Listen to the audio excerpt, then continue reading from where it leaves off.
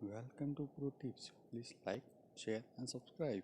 नतीजों पे बात करते हैं। चौथी तिमाही में डीबी कॉर्प के नतीजे ऑपरेशनली कमज़ोर रहे हैं। कंपनी का कंसल्टेंट मुनाफा 62 करोड़ के रुपए से घटकर 24.5 करोड़ के आसपास रह गया है।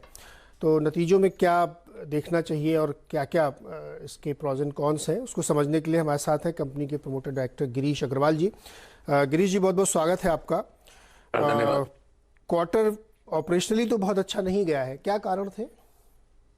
इसको अगर अपन डिवाइड करके देखें प्रिंट और डिजिटल, तो प्रिंट का तो बहुत अच्छा गया है, लेकिन डिजिटल में हमने जो इन्वेस्टमेंट किए हैं इस क्वार्टर में उसकी वजह से उसके जो एक्सपेंसेस हैं उसमें बिल्ट इन हुए, इसलिए वो कम हुआ है। अगर आप मुझे अनुमति दें तो मैं आपको क्वार्टर 4 जो हमारा 2019-20 का जो कोविड के पहले का क्वार्टर 4 है, मैं उसके नंबर बताऊं तो हमारी जो एड रेवेन्यू है प्रिंट की वो क्वार्टर 4 उस वाली और ये क्वार्टर 4 की ऑलमोस्ट बराबर है, अगर मैं गवर्नमेंट को और इलेक्शन को हटा देता हूँ। तो ये बहुत सुखद बात है कि हम लोग प्री कोविड लेवल पे एडवर्टाइजिंग में भी आ गए। जी, एडवर्टीजमेंट रेवेन्यू में भी कोई बहुत ज़्यादा ग्रोथ नहीं दिखी, साल दर साल फ्लैट सा है या 1-1.5% की ग्रोथ दिखी है। सर्कुलेशन रेवेन्यू 4% बढ़ा है और आपने प्राइस हाइक भी लिया है अखबार में। बावजूद इसके एड रेवेन्यू क्यों इतना फ्लैट सा है? जैसे मैंने बताया कि सर्कुलेशन में हमने कुछ प्राइस हाइक लिया, उसका एडवांटेज हमको मिला है। अक्रॉस द मार्केट लिया या कुछ जगहों पे लिया है? हमने ये मान के चलिए कि ऑलमोस्ट 70% मार्केट में करीबन 50 पैसे का इजाफा लिया है डेली बेसिस पे। ओके, और एड रेवेन्यू सर इतना फ्लैट क्यों है? एड रेवेन्यू में अगर मैं गवर्नमेंट को हटा देता हूं कंपैरिजन में से तो हमारी ग्रोथ आती है।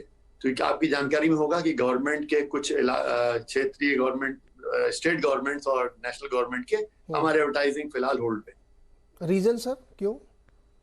सर हमको भी नहीं मालूम। अरे ये तो सरप्राइजिंग फैक्ट है। एनीवे, खैर डेमोक्रेसी है, हर आदमी को छूटे अपने हिसाब से काम करने की। नहीं, बिल्कुल सही है। मैंने सोचा कोई रीज़न होगा तो, लेकिन खैर चलिए। अच्छा सर, एक मार्जिन थोड़ा एक्सप्लेन करिए। आपके लिए एक रॉ मटेरियल कॉस्ट होती है न्यूज़ प्रिंट की, उसके दाम कुछ सॉफ्ट हुए या अभी भी बढ़ते दिख रहे हैं? न्यूज प्रिंट में थोड़ा सा फायदा, मतलब आगे चल के फायदा दिख रहा है कि अभी न्यूज प्रिंट में चूंकि वेस्ट पेपर जो रद्दी पेपर होता है उसकी अवेलेबिलिटी हिंदुस्तान में बढ़ गई है और बाहर के जो कंट्रीज से आ नहीं पा रहा था उसका बैन भी हट गया, तो वो पेपर भी आ रहा है। तो उससे एडवांटेज ये लग रहा है हमको कि क्वार्टर 2 में करीबन 3 रुपए का एडवांटेज प्राइजेस कम होंगी और क्वार्टर 3 में भी फर्दर 3 से 4 रुपए और कम होगा। ओके, तो अगले क्वार्टर में जो पहले हम लोग डर रहे थे कि हर महीने बुरी खबर आती थी कि अब और बढ़ गया, तो अब कम से कम थोड़ा सुखद आ रहा है कि थोड़ा थोड़ा कम होना शुरू हुआ। ओके सर, आपने डिजिटल की थोड़ा सा हम लोगों को चर्चा की, थोड़ा एक्सप्लेन करिए कि डिजिटल तो आजकल बड़ा फैशन में है, बहुत ग्रोथ है, आपने इन्वेस्टमेंट भी काफ़ी किया है, तो वहाँ की ग्रोथ प्रॉस्पेक्ट्स कैसे दिख रहे हैं आपको?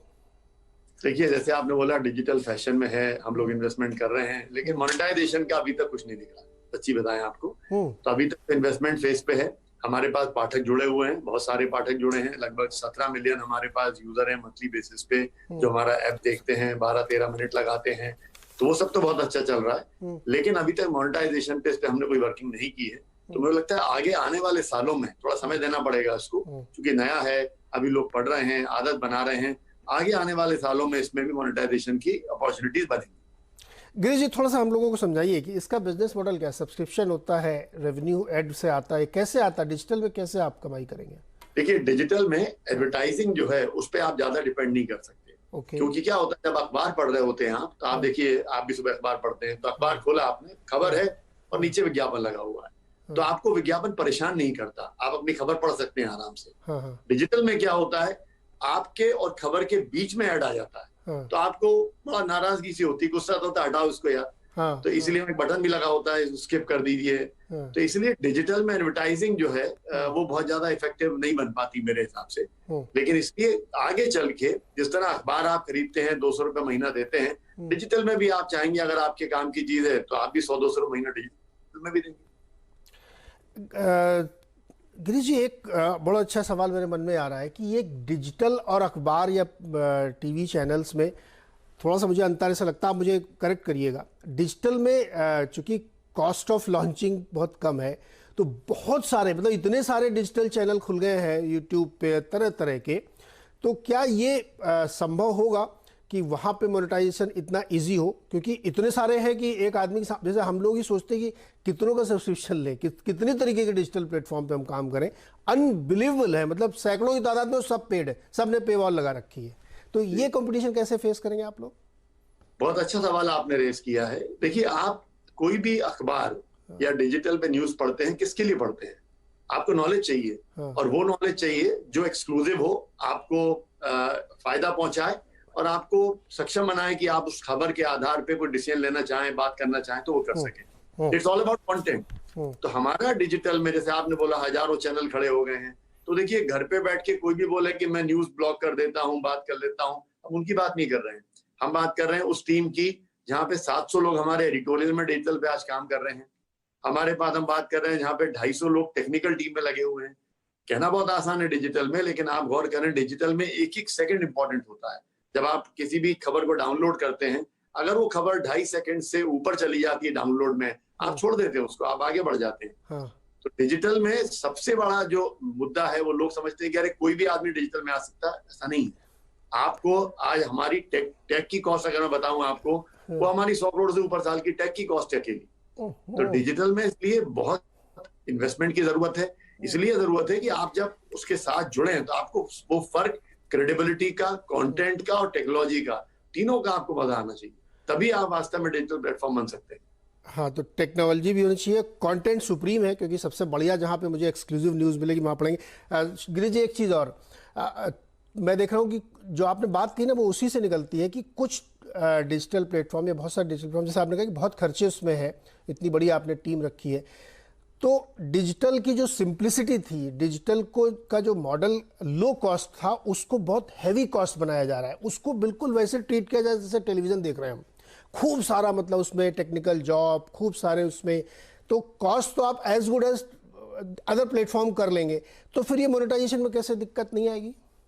देखिए, सबसे पहले तो मैं बताऊं कि डिजिटल की कॉस्ट कभी भी कम नहीं रहेगी। वो तो हमारे आपके सोचने का फर्क था। जब आपको लगता था कि आपके पड़ोसी का बेटा यूट्यूब पे जाके प्लेयर बन गया और आपको लगा अरे बड़ा आसान काम है डिजिटल, वो डिजिटल नहीं था सर। वो तो ऐसे, आपको याद हो हमारे स्कूल टाइम में भी लोग न्यूज़पेपर छापते थे स्कूल का। करेक्ट। तो वो न्यूज़पेपर थोड़ी था, और ये डिजिटल नहीं है। वास्तव में डिजिटल टेक्नोलॉजी बेस्ड है। Digital has to be much much more impactful for technology and content both. माफ करिए, अखबार में तो आप देखिए हमारे पास टाइम होता है, एक रिपोर्टर ने खबर लिखी, एडिटर ने उसको चेक करा, 12 घंटे का टाइम है, धीरे फाइल की, क्योंकि हमको रात के 11 बजे फाइल करनी है स्टोरी अखबार के लिए। लेकिन डिजिटल में तो समय से लड़ रहे होते हैं आप। आपके पास खबर आई, आपको 3 मिनट के अंदर फाइल करनी होती है। उस वक्त आपको एडिटर के तौर पे सजग होना कि खबर गलत नहीं चली जाए, कोई गलत मैसेज नहीं चले जाए, उसको अपडेट कैसे करेंगे। तो डिजिटल वास्तव में बहुत बहुत बड़ी अपॉर्चुनिटी है और बहुत डिमांडिंग भी है। तो जो लोग सोच रहे हैं डिजिटल को साहब छोटा मोटा फॉर्मेट, ऐसा नहीं है, बहुत डिमांडिंग है।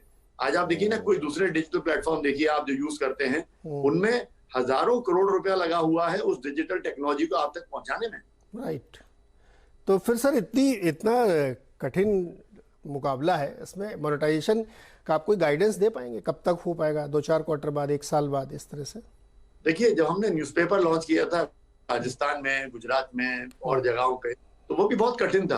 वहां भी हमको 3 से 5 साल लग जाते थे ब्रेक इवन करने में। आपको याद हो, हम लोग बोलते थे इमर्जिंग मार्केट्स हैं, तो 5 साल लग जाते थे। डिजिटल में अभी 2 साल पहले काम शुरू किया और मेरे से हर क्वार्टर में लोग पूछते हैं सर बताइए कब माल बनेगा।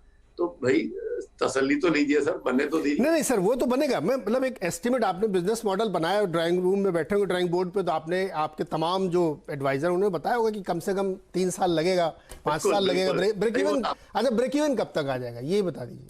देखिए, डिजिटल में हमारा मानना है कम से कम 3 साल लगेंगे उसको एक लेवल पे लाने के। ओके, 3 साल कम से कम लगेगा। नहीं, एक बात से तो मैं सहमत हो चुकी, मैंने बहुत पढ़ाई की इसमें, इतना कंपटीशन हो गया, इतना ज़्यादा टेक्नोलॉजी यूज़ हो गई, इतना ज़्यादा, और 24 घंटे काम करना है। आप वर्क फ्रॉम होम हो या ऑफिस में हो, अगर आप डिजिटल प्लेटफॉर्म से जोड़ो तो आप 24/7 आपको काम करना ही करना वहाँ पे है। गिरीश जी, बहुत बहुत शुक्रिया और शुभकामनाएं कि अगले क्वार्टर में हम लोग जब बात करेंगे तो